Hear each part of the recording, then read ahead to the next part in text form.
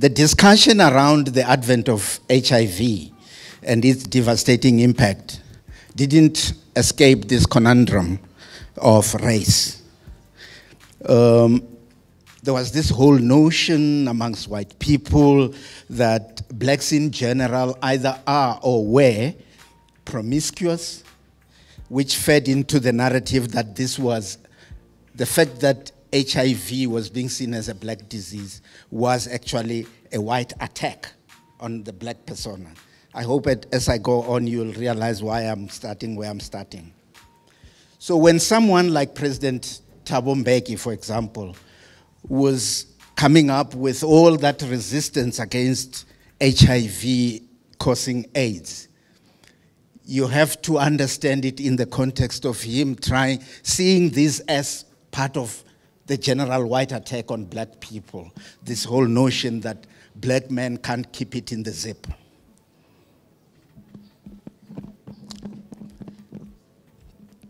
No?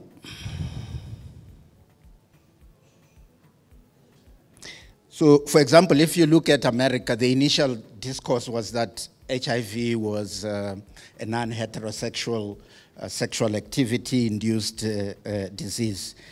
In South Africa, the discourse was angled on race, and as such, there was what I call the two dimensions of the debate around HIV and AIDS. One was the politics of it, and the other was the science of it, where you're dealing with treatment and its effects.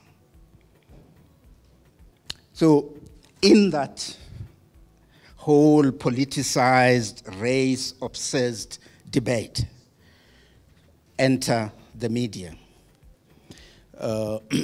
and how HIV, people who were living with HIV and AIDS were seen as people who were sufferers. The face of this HIV was in the main black. Photographers and television crews would just go to black hospitals, and we still have black hospitals, and find people queuing for whatever health assistance that they need. But they would just snap away and come back with these pictures of these women sitting there with their babies, and there would be the following day's illustration or tonight's illustration in the news about HIV and AIDS. This would be people whose permission to be photographed wouldn't even have been requested.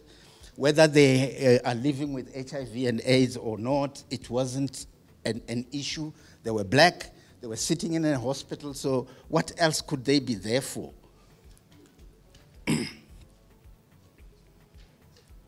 So when a white judge called Judge Edwin Cameron came out and said he was living with HIV and AIDS, there was like a palpable relief amongst many people.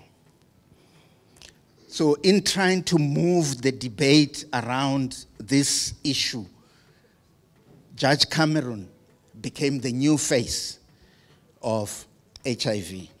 In the papers that I was editing, for example, I banned the use of any black person as an illustration of a story around AIDS, unless that story is talking about that particular person. If you were just talking generally, go and take a picture of Judge Cameron and put it there. He became my everyday symbolism of somebody living with HIV and AIDS.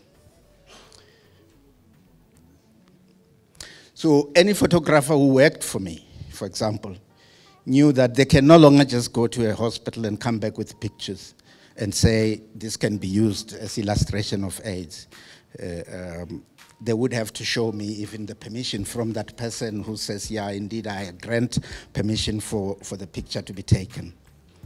So in the middle of all of that, there was a lot of activism around the issue of HIV and AIDS. NGOs were formed. Some were very prominent, like the Treatment Action Campaign. And they brought with them a new language around talking about the issue of HIV and AIDS. So instead of AIDS sufferers, people were now people who were living with the virus. And that language permeated the coverage of the media. Prominent people like Nelson Mandela came out embracing people who were living with HIV and AIDS, which meant that, okay, so maybe if Mandela really can, it means it doesn't really matter. Maybe you can't get it by just hugging somebody.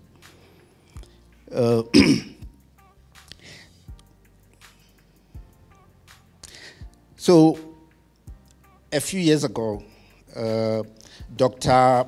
Mbajiogo did a doctoral thesis which looked at South African newspapers' coverage of HIV and AIDS pandemic and audience attitudes in a particular province called Limpopo.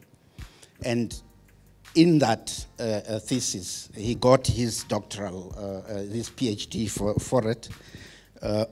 He found that the media in South Africa had actually communicated high-quality HIV and AIDS news stories to the public. So he was looking even at the language and the analysis and what sort of stories were being done.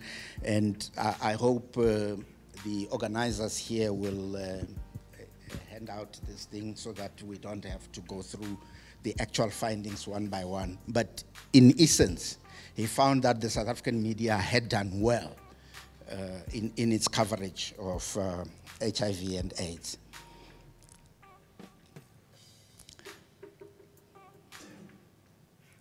But in a sense, the issue around HIV and AIDS was probably easy to do because it was this big thing that was happening. It was a big international story. And if you looked at people, you could see that they were having this problem sometimes. There was even language about people who were slimming when they were disappearing slowly.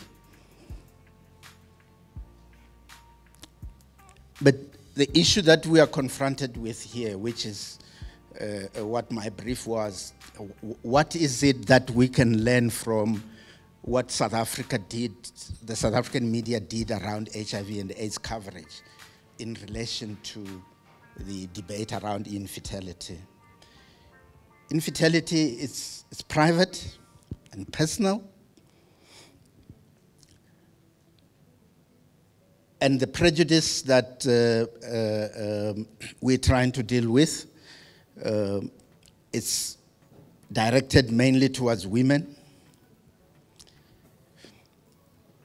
But even though it is private and personal, its manifestation is public in the absence of the baby. Okaingwana, this is the big thing when you're a woman back there, say, where is the baby? And in some areas you find the granny in waiting, sort of like the mother to the husband, who would have said whatever she feels needed to be said and the baby was still not coming. She would just take maybe even a piece of wood and put it on her back and walk around carrying that. And if anybody asks, she would say, what can I do? I don't have a grandchild. And you can imagine what that does to the woman from whom this baby is being expected. I come from a little village called Chabalobedzi. It's in the Limpopo province. There's an old lady there who's probably now about 75 years old. So about 3 weeks back, I was home. And somebody else was talking about her. Her name is Boma Kwarela. Now, this other person says, which Boma Kwarela are you talking about? Are you talking about Boma Kwarela who doesn't have a child? She's about 75 years old, but the only defining thing insofar as this other woman is concerned is the fact that Boma Kwarela doesn't have a child. This is about 3 weeks ago. And it just hit me that this is so bad. I remember a few years back, a cousin of mine and his wife had been having problems. They didn't have a child. So eventually they went and adopted. So some other girl was being funny, and this woman was scolding her. And this one says to her, "I don't talk to a woman who can't give birth." This is a small child who's saying this to this woman. And this woman just walked away, went home. This is a few years back. It stayed with me because I could see the pain that is there. So even from where I live as a man, I have a bit of understanding of how difficult a life can be.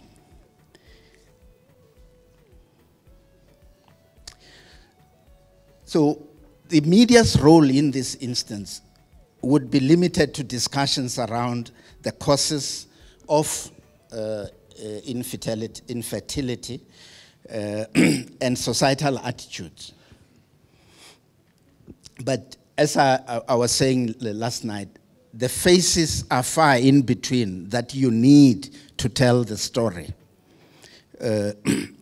Because people hardly want to talk about how they are grappling with issues.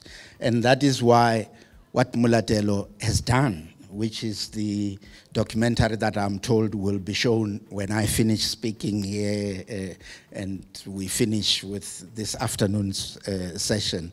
There'll be the screening of her documentary where she documents her entire struggle to get this baby that she didn't get. But you need those faces and those voices that speak from inside. Not Mathatha, who has 4 children and a wife and whatever, we are okay, and I'm sympathetic. That helps maybe in getting resources to get the campaign going. But in order to actually reach people, you need people who speak from what Jimmy Cliff would have said in his song, who feels it, knows it. Last night I spoke about the issue of the dwindling media economies and the fact that in many newsrooms specializations are dying. It's what we call back home one-man mbuto. So one person must go out and do virtually everything, and as such the in-depth coverage that would be needed if we are to succeed with a program like the one that we are trying to do here, it's going to be difficult. Already in South Africa, many of the in-depth stuff that is being done, whether it's around health with an institution like the Mail and Guardian where they have a unit called Bekisisa, it's all funded by donors.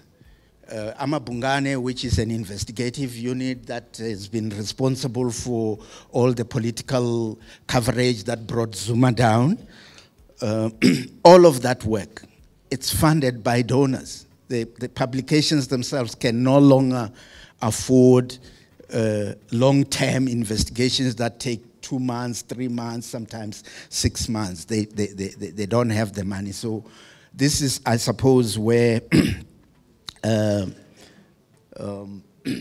Merck has to be looking in that direction if they really want to have this thing making the kind of impact that is needed.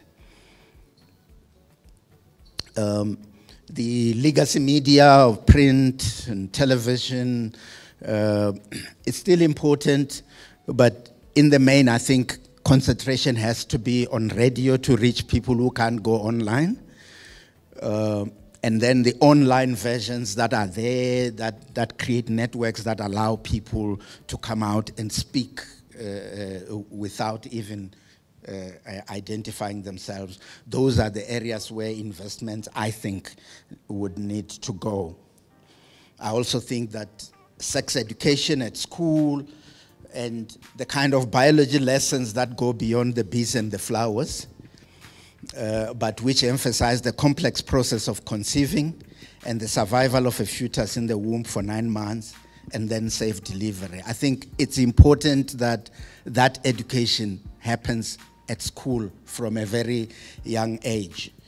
And it's got to be education that shows that any minor misalignment in that plumbing system of either partner can result in a serious malfunction, and that when that happens, if science can't fix it, it shouldn't be a disaster either, because indeed, to be a man is not just only being a father. You can be a man without being a father. You can be a woman without being a mother. Thank you very much.